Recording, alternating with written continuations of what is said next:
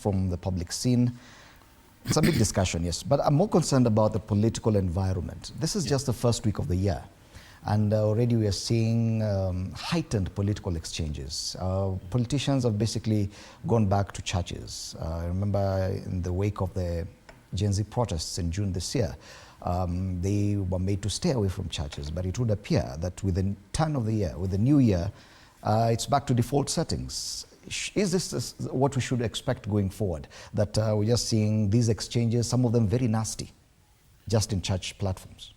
Yeah, I think somebody who understands the background of the current president is that he has survived by blaming any issue on others.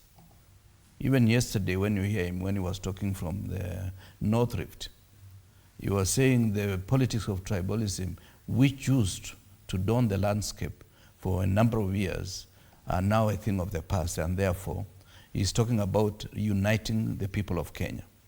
This therefore tells you, is one man who knows how to dodge the problem and blame it on others. And I do not have to go to the litany of history, right from the time they were talking of 2007, 41 against 1, issues of the Hague, that it was a referendum against the Hague, and many other issues, the dynasty and the hustler. And Raila with 4,000 boys from the Rift Valley disappearing.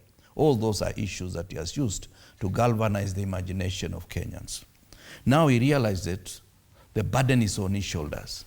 He cannot run away from the burden of incumbency, and that's why he's trying to remove it from himself. Now, what has he been doing for the last 1 year? He has been trying to solve social problems by giving political solutions, which political solutions are not able to answer all the issues as required. The Honorable Mungatana has said very well that some of these issues are still within the realm of judicial system, justice system. But the president himself has emasculated all institutions of government, starting with the National Assembly, with the Senate, with the judiciary, and any other institution that has semblance of freedom, whether it's a commission within the Constitution, commissions within the Constitution. He has emasculated all of them. And he has been pronouncing himself on all manner of things, including abductions.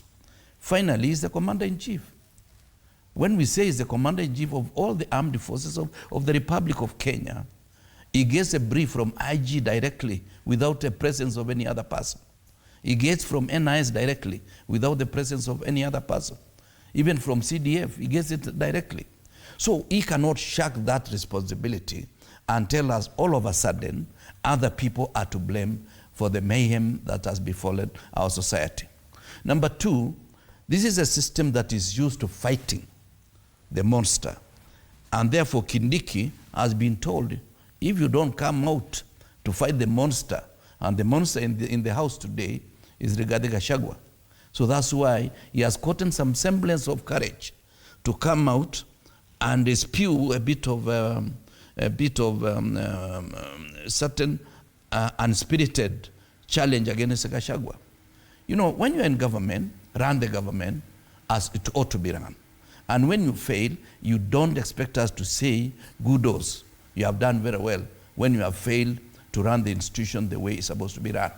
It doesn't need any magic for somebody to understand that the judicial system must operate in tandem. When IG is saying he doesn't know who is dealing with abductions, how can he sit in a meeting when those issues are supposed to be discussed? When a court of law says they are pronouncing themselves differently on the abductions and telling the Attorney General that within a certain period, give us the names of the individuals who have disappeared, or give us those individuals physically, or give reasons why they have disappeared, who is responsible. We cannot really sit here and assume everything is well. Not all is well, because this is the wrong direction to take a country. The way he said, and I really want to applaud him, about Papa Duvalier, Papa Doc, even the baby Doc, the son of Duvalier, he continued in Haiti with abductions. And I've been worried, perhaps when Kenyans went to Haiti, one of the lessons they have realized is that you deal with political problems through abductions. Why is the spate of abductions rising so high, having taken our boys and girls to Haiti? Possibly the brief they are getting from there is that you can only deal with political revolt through abductions and silencing the people, through throwing them into dams, and you say they died of suffocation or they died of drowning. If you throw me into a place which is about 8 feet, which is above my height, I would definitely drown because I don't know how to swim. So anybody found in a dam could have been taken by police there, thrown into a place that they know the person cannot swim. Many of us cannot swim. And even if you are to swim, they will make sure that you tire and you drown in that particular place. So let us be very clear about this issue. We are not blaming the government for abductions. We are blaming the government for not being vigilant and occupying the space they ought to occupy by law. Okay. Monapogiso, do you agree that with the two leaders that we run the risk of over-politicizing everything?